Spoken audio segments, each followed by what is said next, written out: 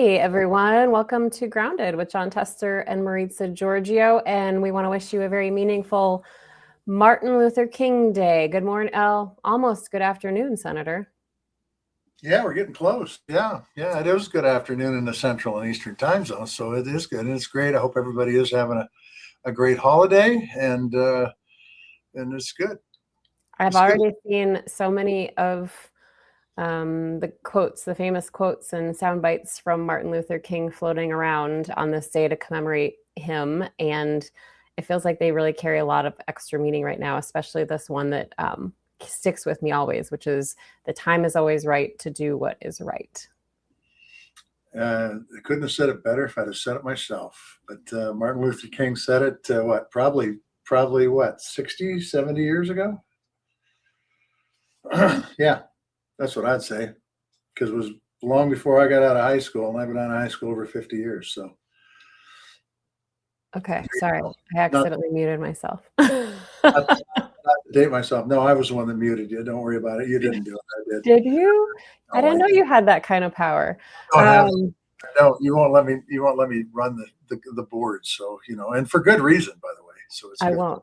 Yeah, I won't. I will say, when my very first trip to Atlanta, when I was working for Scripps, and I went down and my first morning I woke up and I went down to the Martin Luther King Historical Park down there, and what a magical experience to go into Old Ebenezer Baptist, where he was a preacher, and that whole neighborhood. If you haven't been there, it's so cool. Like it is preserved. I believe Coretta Scott King helped preserve that whole section of Atlanta to really feel and look exactly how it felt when he lived there. And it's a pretty magical experience. This is where they had the flowing water. Is that right? Mm-hmm. Yeah. So I was there too. I was there with Senator Warnock, Senator Warnock, by the way, is a minister at Martin Luther King's church now, and has been for some time. And went down there, and you're right. It's pretty damn impressive, truthfully. You were there with him? Yeah, I was with Warnock. Yeah. Wow.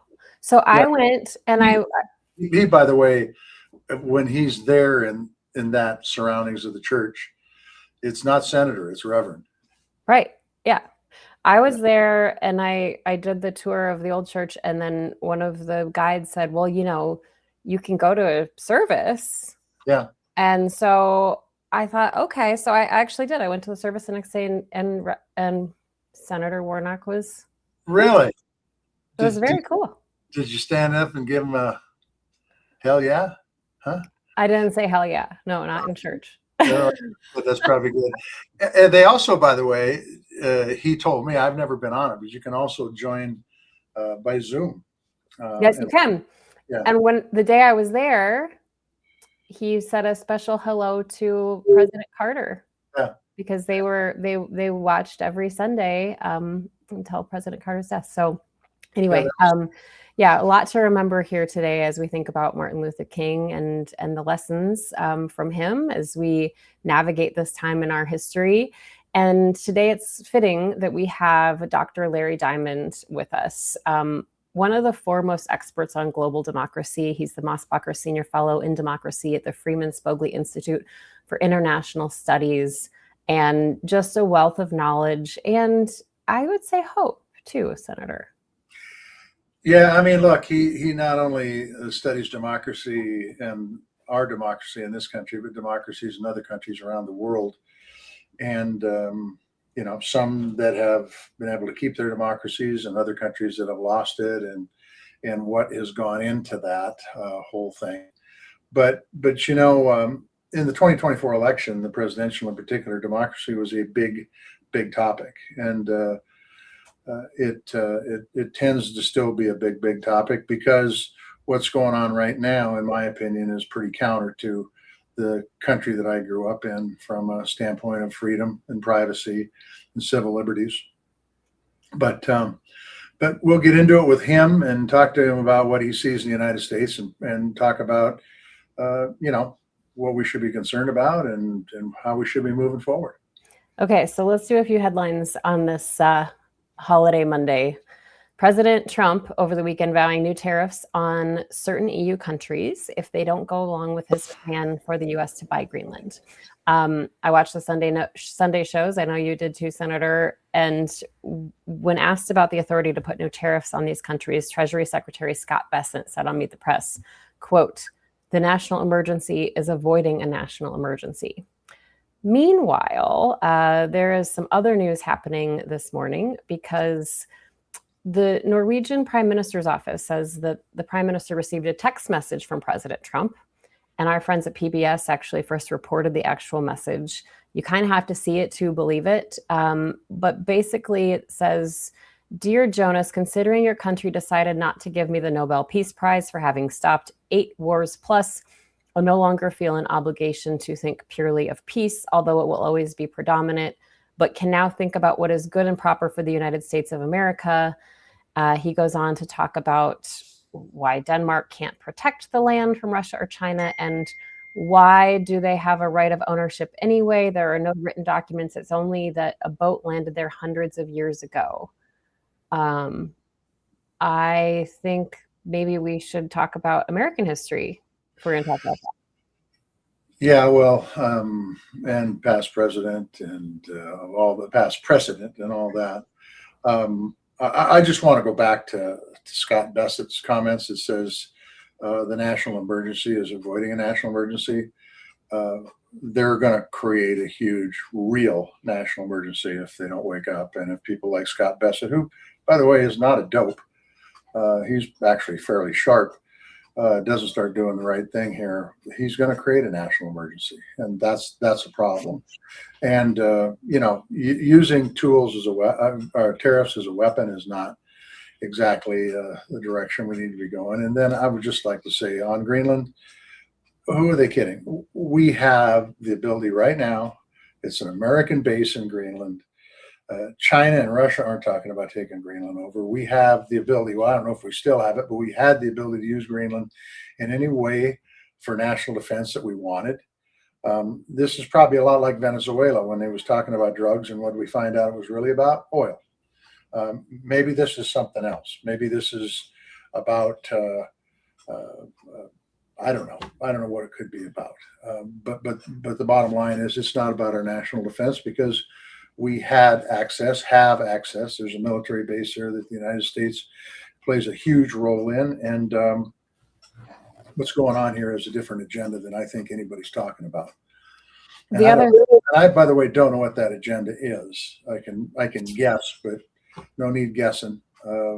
It could be about elements. It could be about elements that we need for whatever we're building. But in the end, I think this is really, really, really a bad idea, and there's no basis for doing what the president's doing. The only basis for it is what's in his head, and it's not right. Good to mention too that the national security strategy that we talked about multiple times now, Greenland's not mentioned in that. So that's something too. Oh, someone's at my door. So I'm gonna hopefully my dog won't bark too much. Your dog's giving them hell. I hope it's not too bad. That's a very big dog. She's, all 10 pounds of her. Let's move to Minneapolis here. The Pentagon put 1,500 troops on standby to be deployed to Minnesota. Of course, this is following that shooting death of Renee Good by an ICE officer, another shooting a few days later there. We've seen tear gassing vehicles, hurting an infant inside one of those vehicles. The list goes on here. We've learned that the DOJ is also now investigating Governor Tim Walz and Minneapolis Mayor Jacob Frey. Yeah, they were both on the Sunday. I don't think Walz was, but Frey was on the Sunday shows this weekend, and I thought he did a pretty good job explaining what's going on there. It's interesting they're investigating the governor, but they're not investigating the death of Renee Good, which is beyond the pale as far as amazing to me.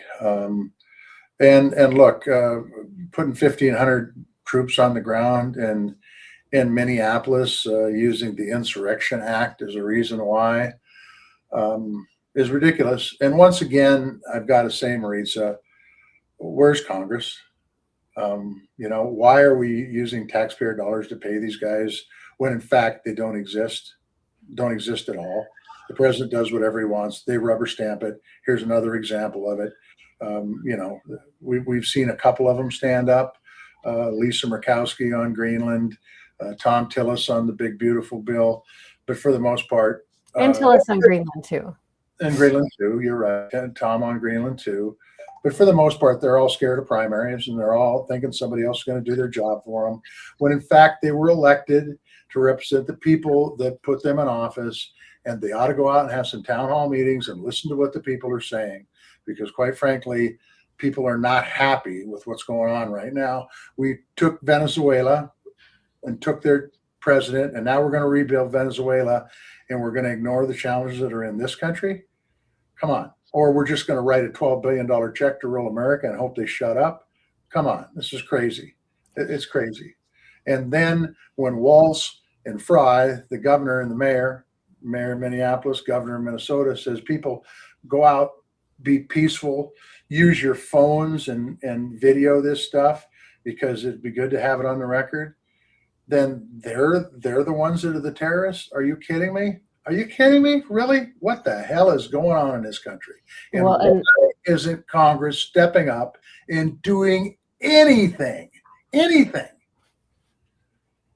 Man, I got to tell you, this next election that's coming up is a big one, because the people that are sitting there and did not take their oath of office seriously and do nothing but rubber stamp need to be replaced, period. I'm curious to see if any lawmakers speak out about that message to the Prime Minister of Denmark too. I'm sorry, Norway. We want to say hi to Marilyn from San Antonio. Hi, Marilyn.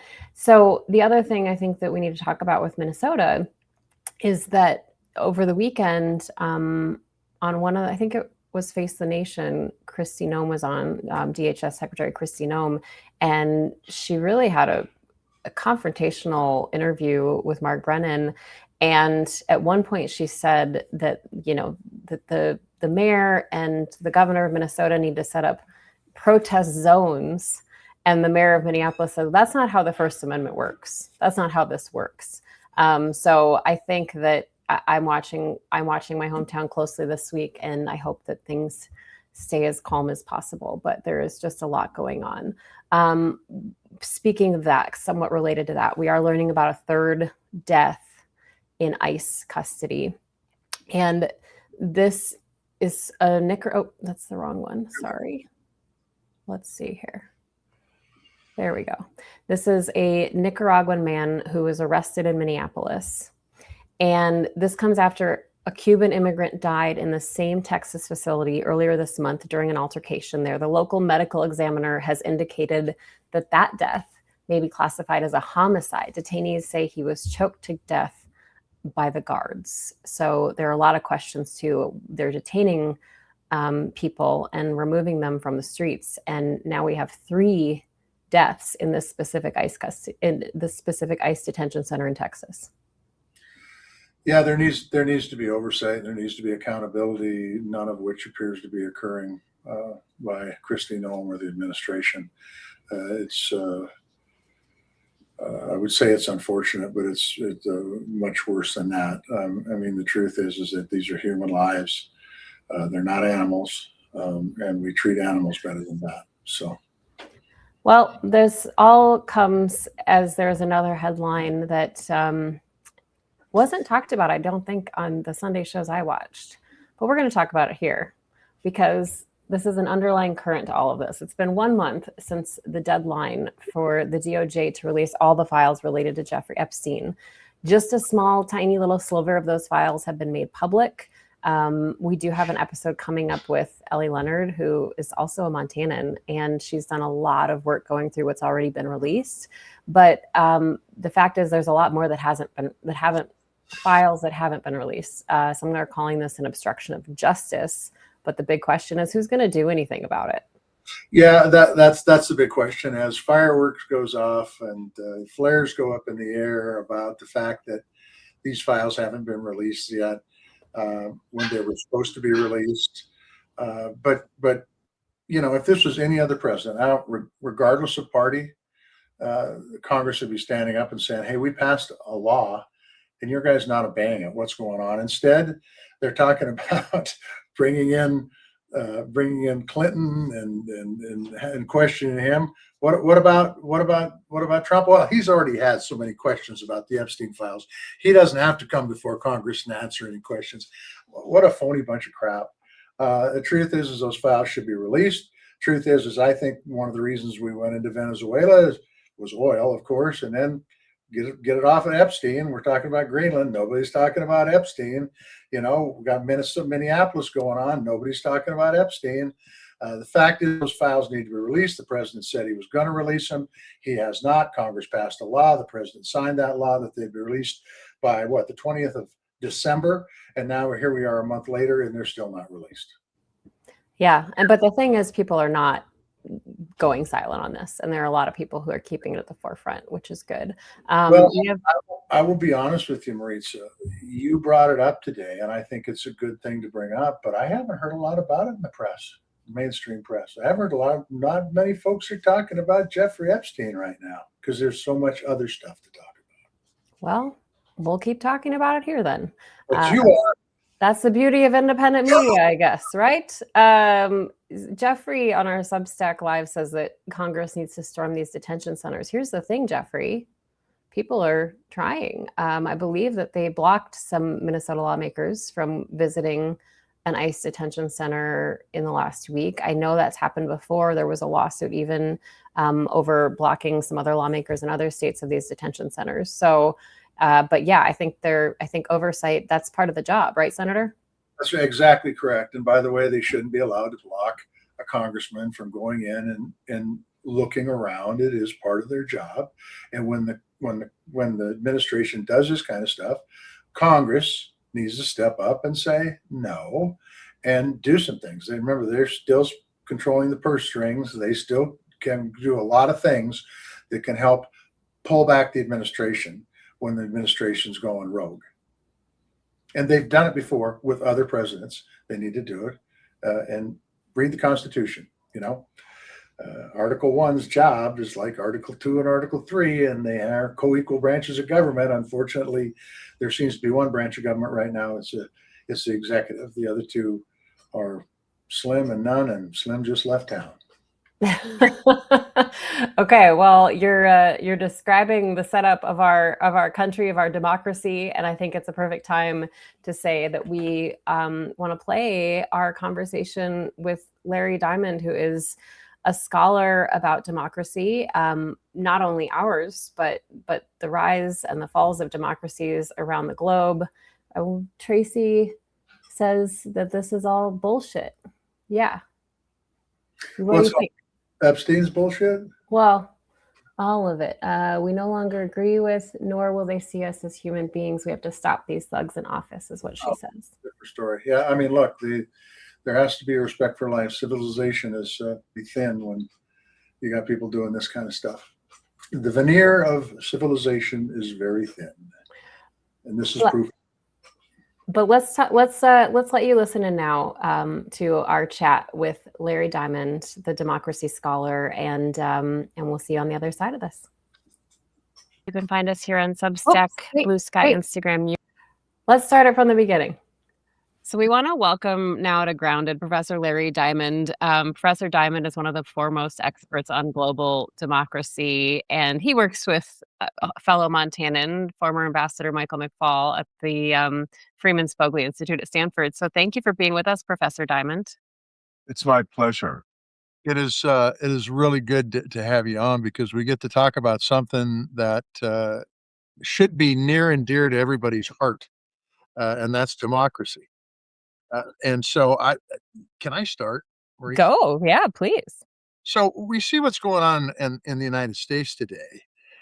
Could you give us kind of a view of, is democracy under attack all over the world, or is this a unique thing just to the U.S.?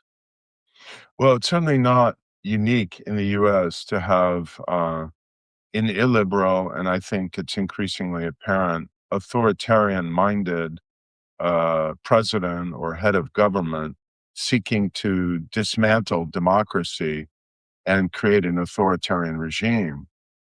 This has happened in more or less incremental fashion by a process that I've called the autocrat's 12-step program in, well, originally Venezuela in 1999, when Chavez came to power, and then, over a decade following before Maduro even succeeded to the presidency in Venezuela. In Turkey under Recep Tayyip Erdogan, in Hungary under Viktor Orban. I think it's been happening now over a more than 10-year process under Narendra Modi. In India, I think Mexico has been creeping in this direction. Um, and one could cite other democracies as well, some of which have recovered, at least partially, as in Poland, some of which have kicked out the authoritarian transgressors. It's part of a global pattern, but it hasn't happened everywhere. And I think our Western European colleagues, at least so far, have been better able to resist it. And I think Australia and Canada have resisted it. So it's not happening everywhere. What look, we're going to get into the U.S. here very, very shortly, but what impact is what's going on in the U.S.? What impact is that having for democracies in Europe and Canada and other places who've been able to resist it? Well, I think the impact on our more stable and committed democratic allies is one of growing anxiety about the future of the liberal international order, not to mention, in the case of Europe, the future of NATO as a result of Trump's lusting ambitions to not just make Greenland more secure against potential Russian or Chinese mischief, but to own Greenland and wrest it from Danish sovereignty. So I think they are increasingly anxious and worried. But I think the the more ominous thing for democracy itself is that the model is spreading, and people like Bukele in El Salvador feel emboldened by Trump's authoritarianism. Bolsonaro did in Brazil. A lot of people are elected leaders or aspiring politicians are trying to model Trump in one way or another and think they can ride that model to more or less absolute power. So Trumpism, I think, is not only degrading democracy in the United States, it's providing a kind of permissiveness and a certain model that is degrading democracy globally. Dr. Diamond, I mean, you have spent your life's work devoted to studying democracy, um, the rise and the fall of democracies globally. So I'm wondering what it's like personally for you to be in this moment in the United States, where, as you say, the Trump administration continues to degrade democracy. Well, I think psychologically, you can yield to despair and either, you know, just kind of curl up with a blanket and be depressed. You can leave the country, seek to get another passport, and emigrate, which I think a small but growing number of Americans are doing. Or you can fight, you can resist, and try and recover our democracy. So it's alarming, if a person like myself were to really kind of dwell on it from a certain perspective, perhaps stocked with quite a bit of Johnny Walker Black, it could be just depressing. But we don't have time for depression. We don't have the luxury of depression. This thing is very far from lost. I kind of disagree with Robert Kagan in this, of the great scholar of political history, who had a stunning uh, uh, set of observations recently on one of your peer podcasts on the political scene in the New Yorker, who was really kind of close to despairing. I'm not there. I think that Trump's poll numbers are declining. I think, well, Senator Tester probably has some sense of what his Republican colleagues in the Senate or former colleagues really think in private. So that's a resource that could be activated at some point. You see growing signs of resistance. So for me, there's just no time for despair. We need to analyze this vigorously and forthrightly, and we need to mobilize to contain this and defeat it. You're 100% correct. I mean, the folks that I have talked to, and I haven't talked to a lot of them, quite frankly, but the ones I've talked to will say on the side that, yeah, what's going on here isn't making any sense. But they've got all sorts of excuses like, well, there's going to be a primary coming, so I can't do anything, or the courts will take care of the problem, which you have seen and we've all seen it isn't necessarily been the truth. So what's failed? I mean, the truth is that the Constitution is pretty clear on three co-equal branches of government, and it's also very clear for the last year that the Senate and the House are do nothing more than rubber stamp policies coming out of the administration. Um, so is that the problem? Is the problem is that Congress hasn't stepped up because they're afraid of political ramifications or safety, or is it that the system has bounced around for 250 years and we've just been lucky? I think that there is some greater validity in your final observation than we'd really like to admit to ourselves that we have been fortunate not to have a deeply authoritarian figure as president of the United States. Probably the closest we came was Nixon at the end of his presidency, when he was really increasingly desperate before he was forced to resign.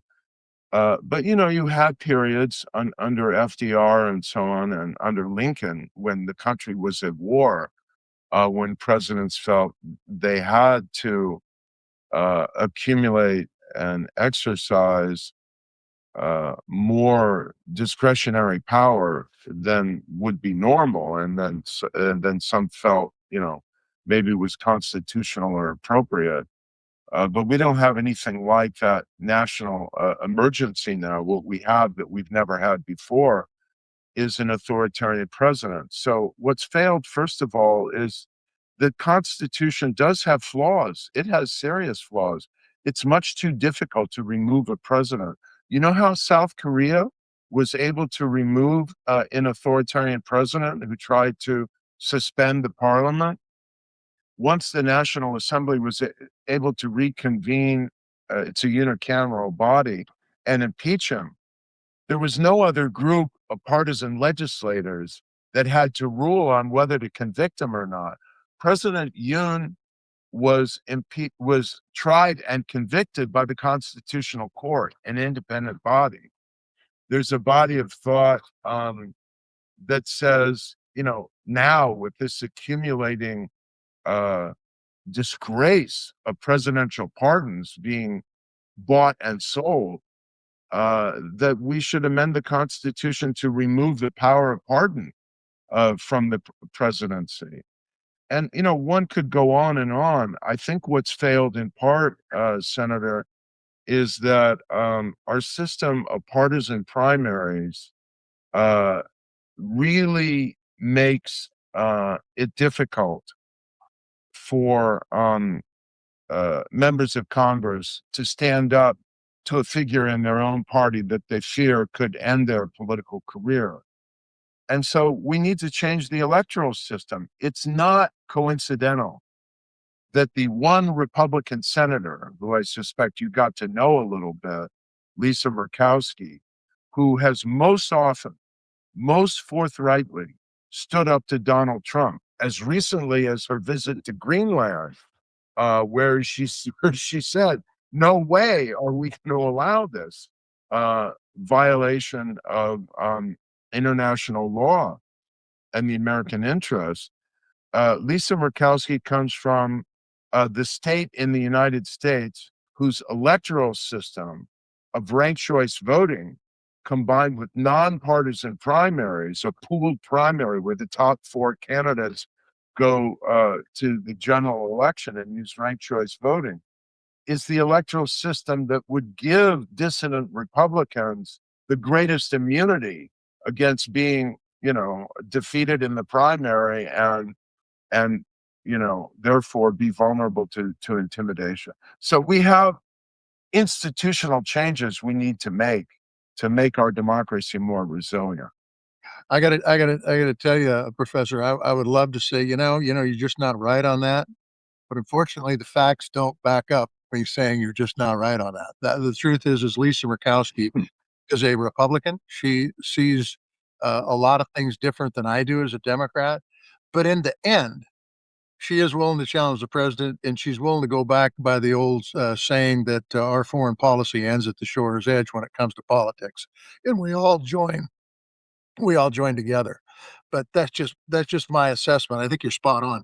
But Professor Diamond, I mean, the very first time that I heard you speak in person was at a Mansfield Center event in Missoula, and you really changed and formed my thinking on this very thing, on nonpartisan primaries and ranked choice voting. And so, for people who maybe don't understand it very well, I'm wondering if you could just give a brief synopsis of why you're such a proponent for those two reforms. Sure. Well, the idea of nonpartisan primaries is very simple. Instead of having a Republican primary, a Democratic primary, maybe a Libertarian primary, where one candidate emerges and then goes on to the general election, and the others are defeated and disappear. In this case, because I don't like the way it works in California, where only 2 candidates are nominated and proceed to the general election. I think that narrows the field too early and unfairly. But in Alaska, the top 4 finishers go on to the general election and appear on the ballot in the general election. And then ranked choice voting is used to choose a winner. And how does that work? Instead of voting for a single candidate, people rank their choices like they do in the Academy Awards, or, maybe in a beer tasting contest, 1, 2, 3, 4, which are the best. Or with 4 candidates, you just need to rank your top 3 preferences. And if someone wins a majority of first preference votes, that's fine. That person is elected. But if no one does so, what happens is the person with the lowest number of first preference votes is eliminated, and you have an instant runoff. And then their votes are, the second preferences of their voters are redistributed to the remaining 3 candidates. And that process of instant runoff continues until someone wins a majority of votes. And what that does is it requires the candidates to appeal more broadly, and it makes it impossible for someone who's just trying to appeal to a narrow base of voters that might be a strong 40%, but not a broader majority. It makes it impossible for them to win.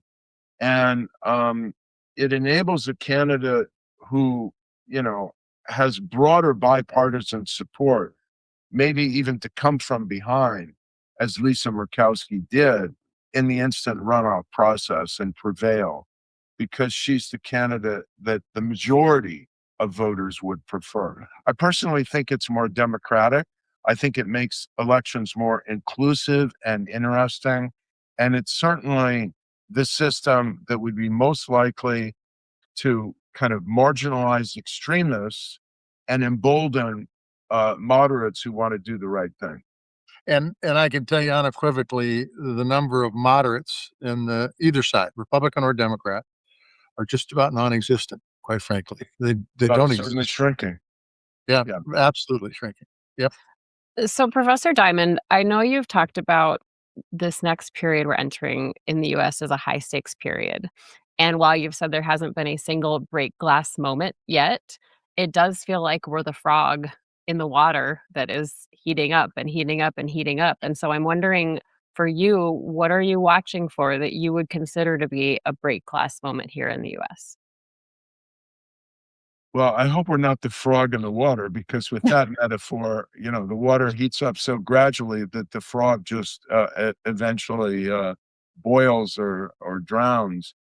Um, I don't want Trump's transgressions to be too incremental any longer. I think the country needs a very hard slap in the face so that it can rally against his intensifying authoritarianism and irresponsibility. I think one potential break glass moment would be if he really were to be so crazy and so destructive of the American interest as to use military force to try and take Greenland. Uh, it's so insane. I actually don't think he'll do it.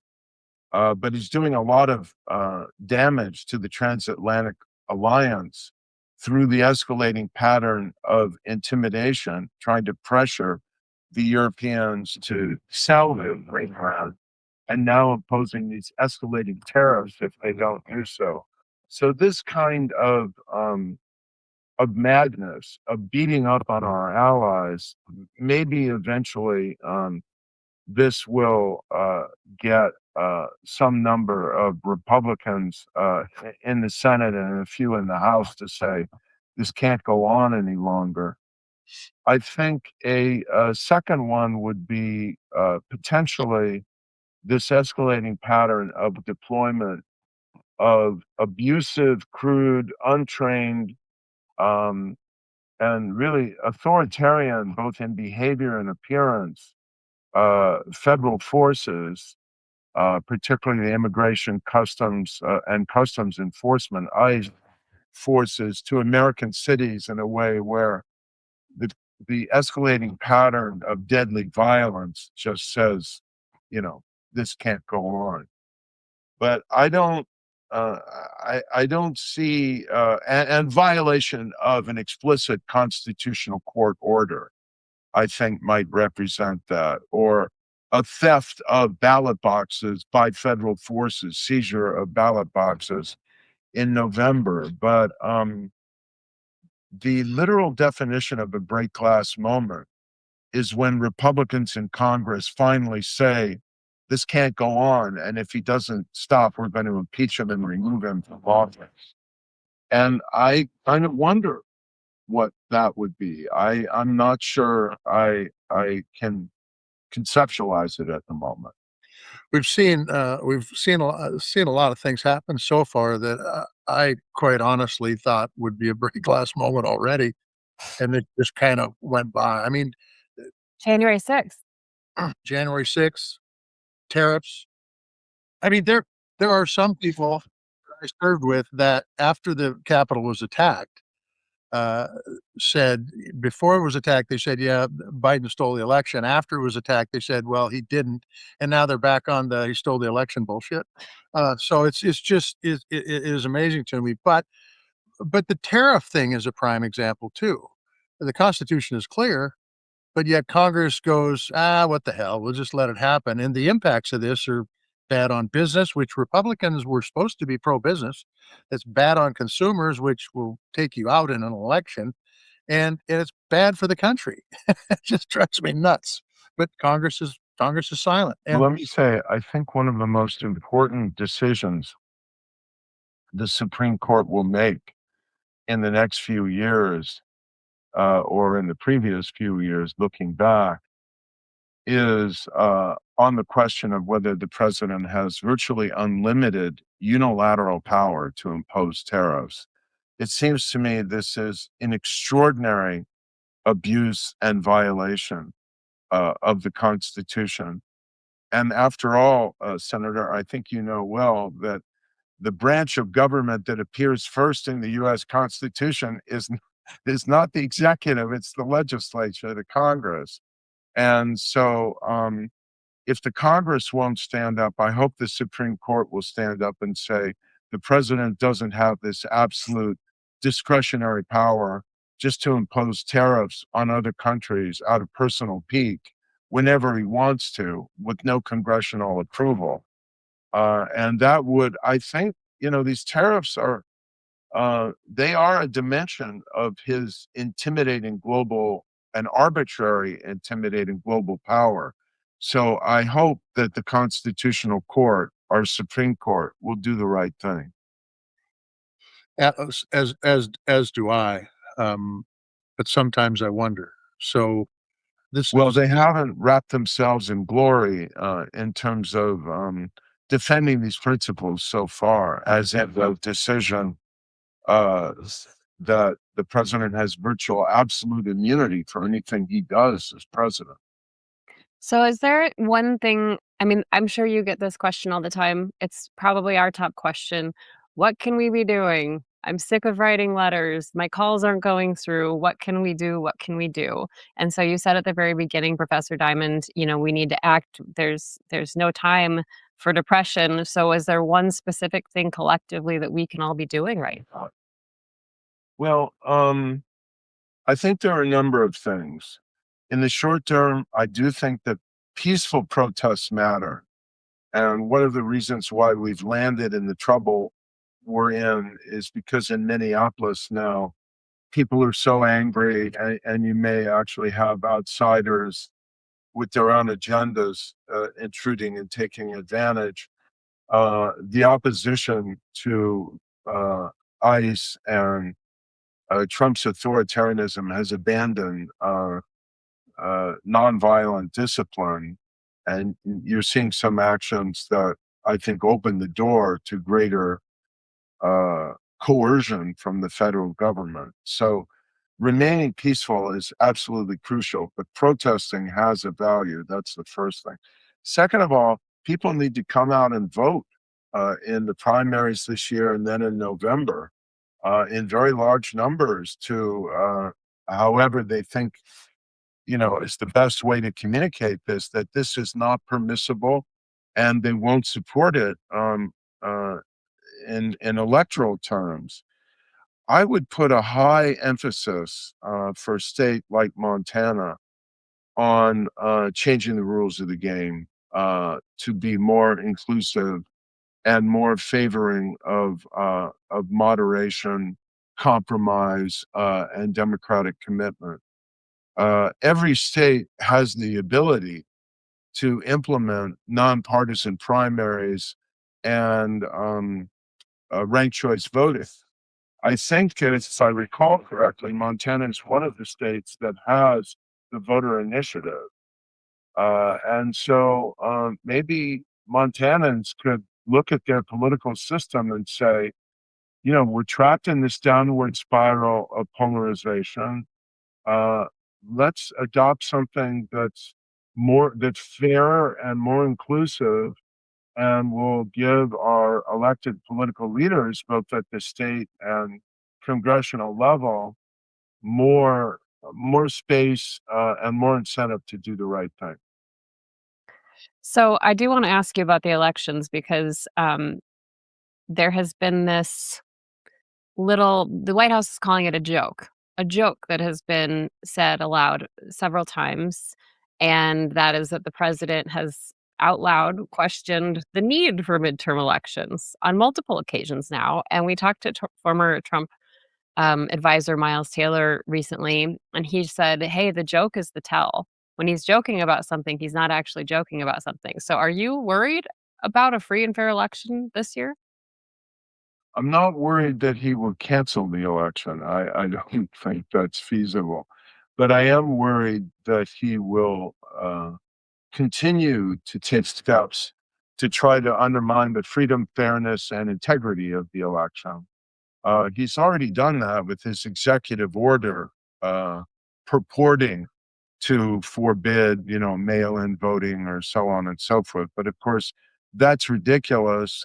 States have the ability to set their own rules for, how ballots will be cast and so on and so forth, as long as the ballot is secret and everybody has access to it. And Congress could set some nationwide standards, but only by legislation, not by executive decree. So I don't think that's going to hold up in the courts. What most worries me is that in a somewhat close election, I could easily see him using the expanding number of poorly trained and, you know, in some ways very unrestrained and undisciplined ICE forces or, even federal troops to do what he has threatened, which is seize ballot boxes. And once the ballot boxes come under federal control of, I don't know, whoever, because maybe the Department of Justice or the Department of Homeland Security, we don't have a National Electoral Commission. Who knows what might happen to them? Are there going to be independent observers with 24-hour eyes on them? So, but I think this can only work for Trump to declare, a state of emergency or to, you know, uh, to use federal troops under the Insurrection Act around election time if it's reasonably close. And this kind of intervention could swing the election by maybe doing it in a few congressional districts or 2 or 3 states. Even Trump and even the federal government doesn't have uh, the resources to do it simultaneously in 10 or 15 states.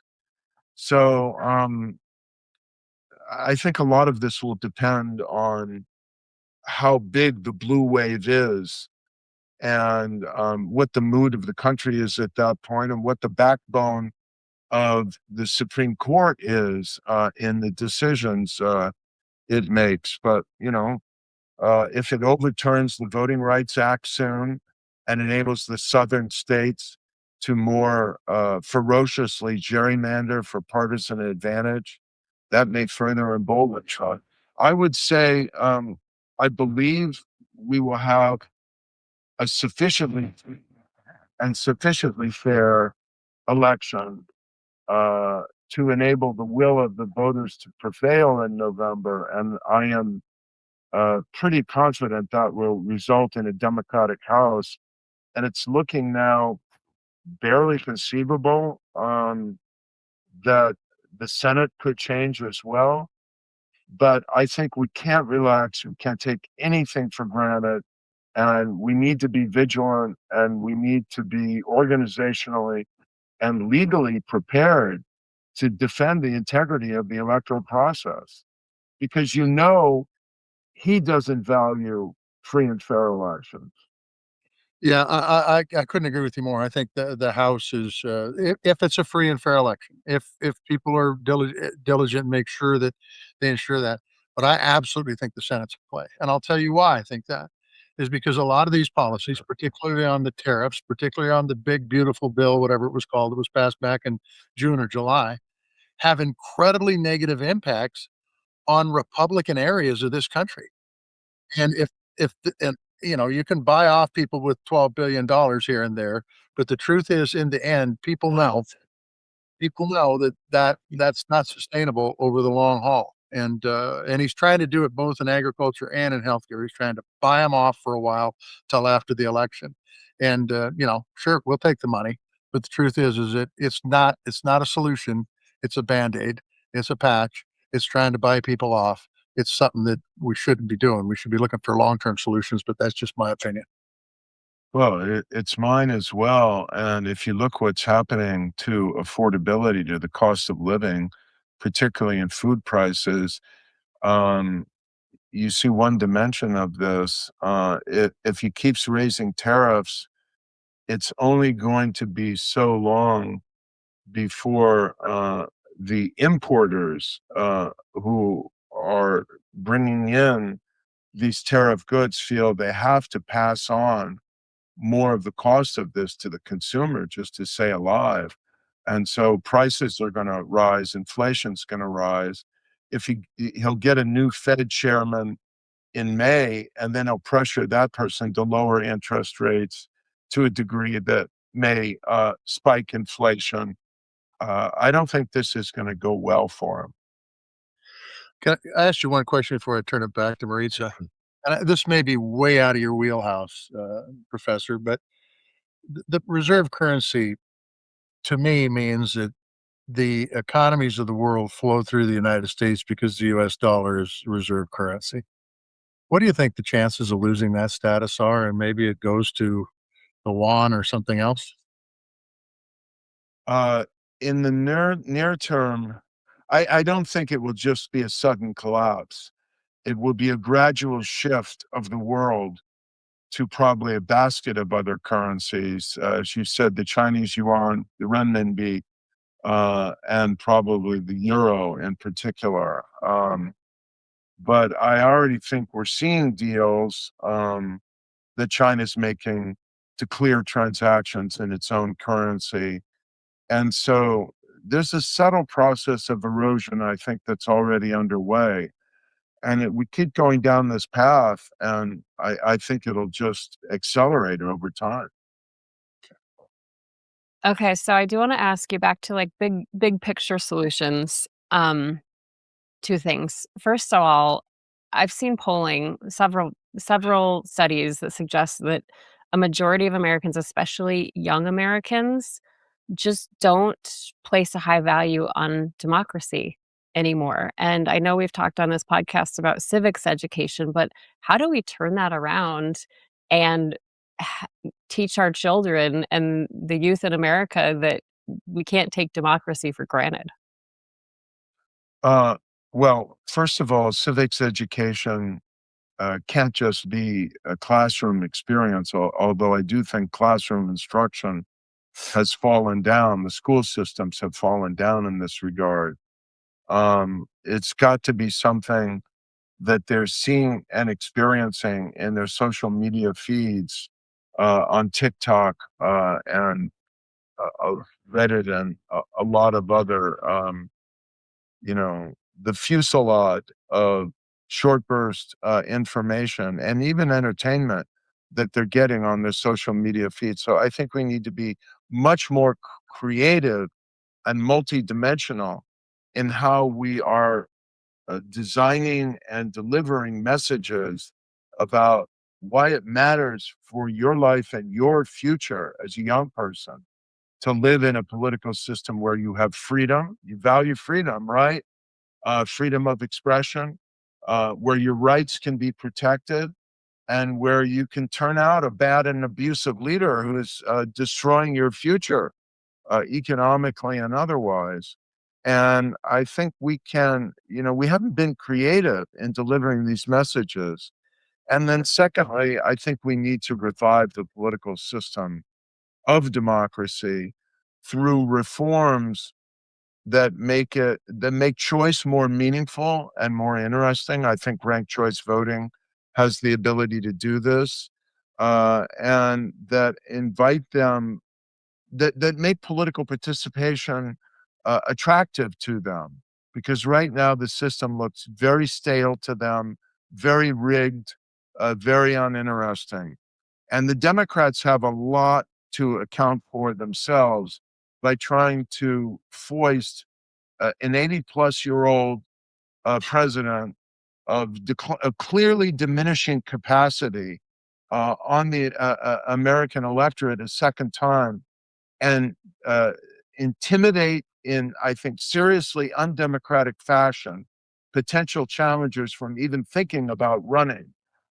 Because, oh, if we don't cling to Joe Biden, his clearly diminishing capacity notwithstanding, we might lose to Trump.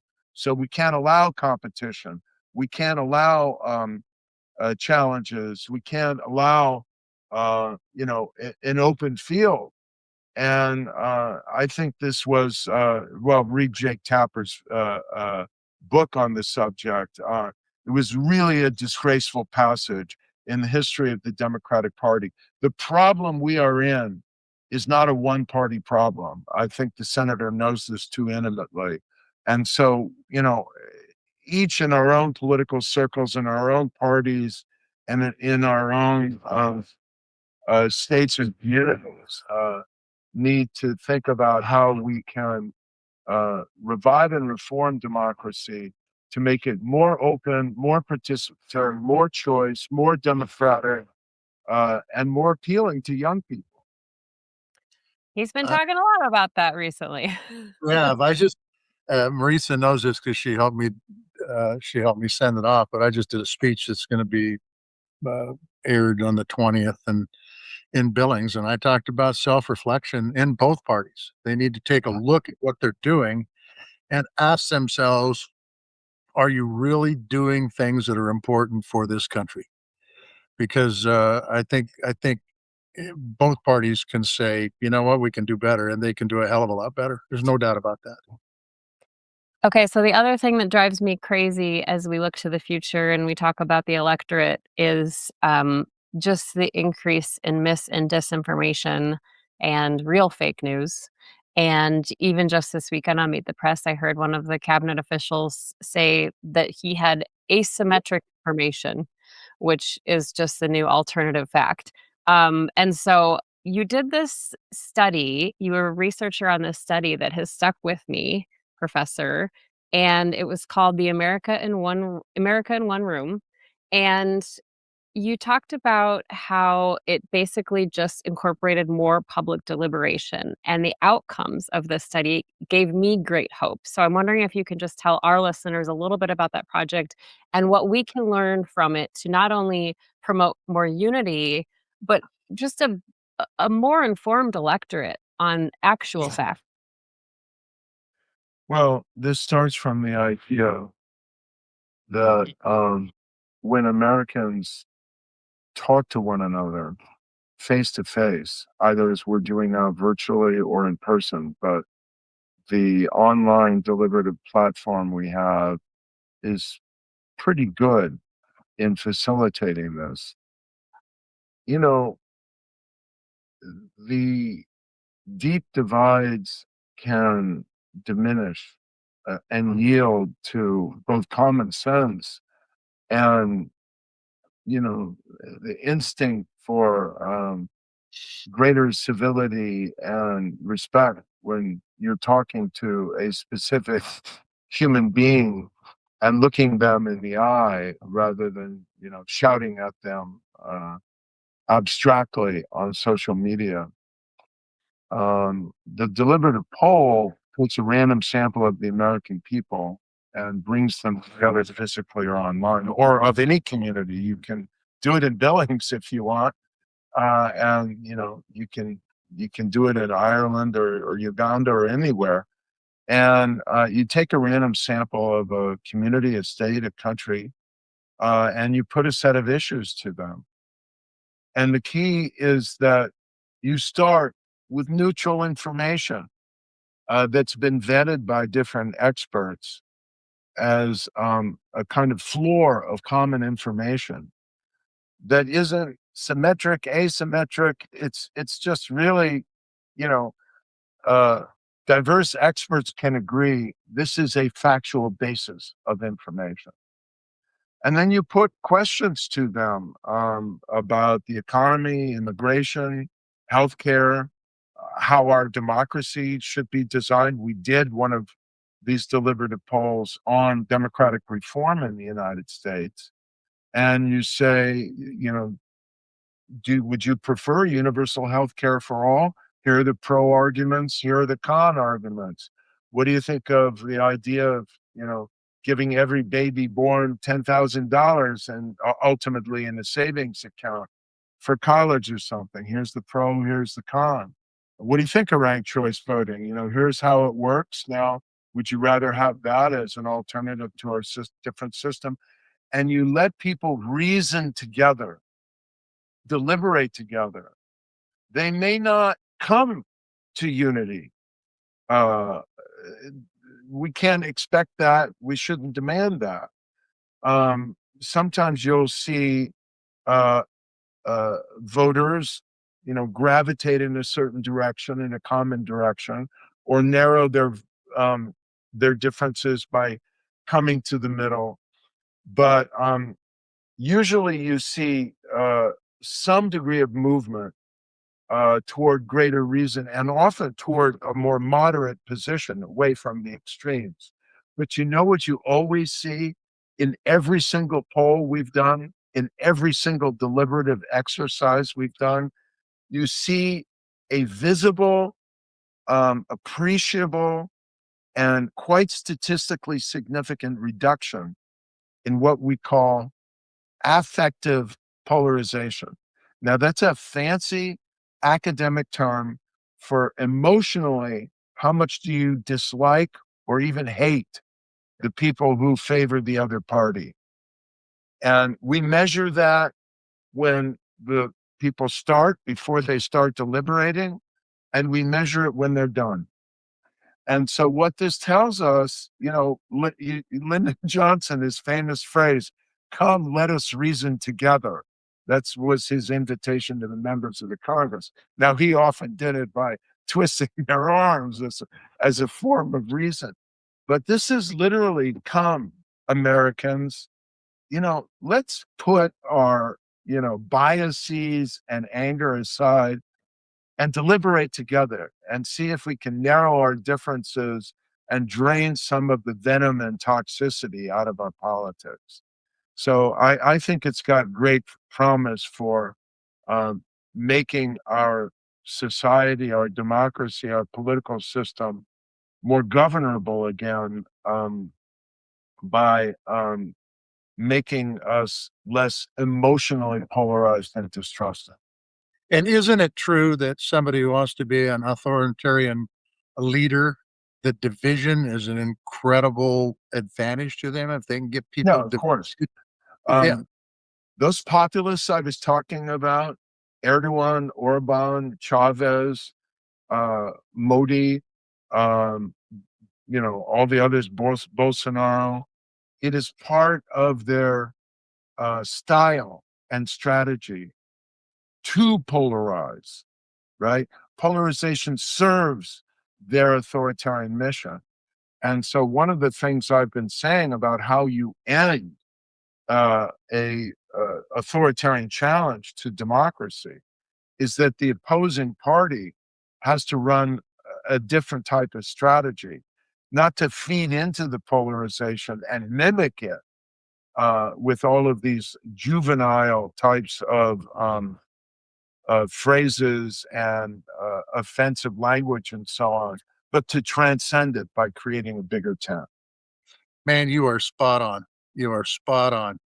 Are you teaching courses? Because I'm going to move to Stanford and take one. Can I do that? I'm teaching one right now on democratic development. But I knew you'd like what I just said because that's what you tried to do as a senator. So Yeah. sorry that it came to this temporary. It worked out just fine for me. I don't know how it worked out for the country, but it worked out fine for me because I get to do it, and that's called farming. So it's good. It's good. Oh, God bless you. Well, Dr. Larry Diamond, we just want to thank you so much for your time and your knowledge. And we appreciate not only you being here, but all the work you've done. Well, thank you. I love the big sky country. I'll come back and visit you sometime. Please do. Please come back again. We'd love to do it eyeball to eyeball as you were just talking about instead of over Zoom, and we can talk about all sorts of stuff. But I do wish you the best. Thank you for doing what you do. I think it's really important. Really important work that adds value to our democracy. So thank you. Thank you so much. Thank you, sir. Someone Young like luck, that. man. I mean, truthfully, uh, what he said was he kind of confirmed what we kind of already know, that this stuff's going on, and we need to stand up and be Americans, not Democrats or Republicans. And I think it's really important if we're going to salvage a democracy and keep opportunity for our kids and our grandkids. It's just and look, he's I'm sure he must have certain policies that are bad, but man, I certainly didn't hear much today. you know. Well, yeah, I mean, the thing is, I appreciate his view of things, and I appreciate that it comes with some ideas for solutions and how we reform and get better and change. Some things were interesting to me, like even in the end when he talked about how, the other side can't match the juvenile behavior. I mean, we have seen, I know that a lot of people have found great joy in Governor Gavin Newsom's approach to handling Trump. And, it is amusing, but what Dr. Diamond is saying is that's not the way forward. And so, I think, yeah, I think that we need to take a good look at democracy. And I really do believe that I certainly know I've taken our democracy for granted a lot Oh, because look, that's all I've known. here's what I compare it to. I live about 20 miles north of the White Rocks in the Missouri River, and never ever valued them. And people come from all over the world to see them. And it's the same thing with democracy. I've grown up with it my whole life. I've taken it for granted. And there's all sorts of places in this world where people are beaten down. They don't have any choices. They don't have any freedom. They don't have any privacy. I've had that for the most part my whole life. Has there been some intrusions on that? Of course there have been. But for the most part, it's been pretty damn good. And we've got a group of people, and the folks who wrote the project 2025, I have read where they don't want democracy. They want an authoritarian government. And that's why they wrote that. And that's why it's being implemented as we speak. And people need to stand up, not because they're a Democrat or Republican, because they're American, and say, come on, man, we still value freedom. We still value privacy. We still like to have our civil liberties. And and the people still need to be running the show, not the politicians. And so it's important. You bring up Project 2025. I wasn't even maybe going to talk about this episode, but I've been reading this morning something that came up in one of my group chats, and it's from the Heritage Foundation, which authored Project 2025. And this is, I'll just put it up here. This is kind of a new proposal for what it calls Saving America by Saving the Family Foundation for the next 250 years. And there's a lot in here, but it talks about getting rid of no fault divorce. It also talks about we need a societal commitment to revive the institution of marriage. It talks about getting rid of, like, scaling back on student loan programs so that students don't get burdened with debt, not because we don't want them burdened with debt, but because then they put off getting married. So I thought this was kind of an interesting post. They just released this report. I will be reading through it. I'm going to write a lot of thoughts down, and hopefully we can talk about it in one of our future episodes because a lot of people said don't pay attention to Project 2025 because it's not going to happen, and it's happening. Yeah, it absolutely is happening. And I would say that you can talk about family values all you want, but if the leader of your party cheated on his wife when she was pregnant, I think that speaks a lot to his family values, quite honestly. And so, you know, we are where we are, and we're here, probably not surprisingly to some, but uh, in the end, I feel pretty uncomfortable with where we're at right now. You Yeah. take a look at what happened in Minnesota, your home ground, and I give you a lot of gas about being from Minnesota. But the truth is, uh, the leaders are saying, "Don't believe your lying eyes. This is what really happened." When there's video of this lady getting shot at point blank range, a U.S. citizen, a 37-year-old female with kids, and and the leadership is saying what this dude did. And in fact, I'll take it even a step further. A person that I know that's going to college said there's a professor that said, no, no, no, she was wrong. She used her car as a weapon of mass destruction. When you got people in brown suits and masks walking down a neighborhood and you stop to see what the hell's going on, and that costs you your life because one of those people in those brown suits shot you, we got problems. We got So big problems. professor said that to the entire class. That's my understanding. So, Yeah, I think oh, I think as is it, you know, I mean, people need to get out of their echo chambers and they need to look at stuff and they need to analyze it. And they need to use something that's very seldom found anymore. It's called common sense and say, does this make any sense? And I've got to tell you, I didn't see any lives that were threatened there by that lady. I didn't see anybody getting hit. I saw an ace agent walk over to a car after she was unconscious and blew through into the next car, walk over, not run, walk over, take a look, saunter back, and about halfway back said, call 911. This person had just been shot in the head. I mean, look, After it's, he also said called her a fucking bitch. well, I mean, I don't know if he dropped the F bomb or not, He but the did. truth, I'm not sure that maybe he said that, maybe it was the officer beside him. But the truth is, it's one of the two said it. And it's unacceptable. And for the vice president of the United States to just go out and gaslight people, that is unacceptable. Unacceptable. And if people don't make their voices heard in the next election, I don't know. I guess we kiss her goodbye. That's all I got to say. Well, there's your call in, folks. Speaking of common sense, seems to me you're wearing three t-shirts, but let's talk about your hat. Easy, easy, easy. Now you know that I'm a clothes horse and that I'm really The high up. fashion icon of North Central Montana. There you go. And I'll tell you what this is. Oh, This is a SK. business, electronics. It's a business in Western Montana that does a lot of really good work, employs a lot of really good Montanans. And what can I say? They're a good outfit, and I think that they do good work. And so I got the hat, so I wore it. Looks great. All right. We want to thank you all for being with us. We are going to be back for a live episode on Wednesday. You will actually be in DC if all the flights go according to plan. We will be doing an episode on the anniversary of the Citizens United case, the decision that really changed a lot in our country. Yeah, we didn't talk with that with the professor, but that's another problem with our elections, in my opinion.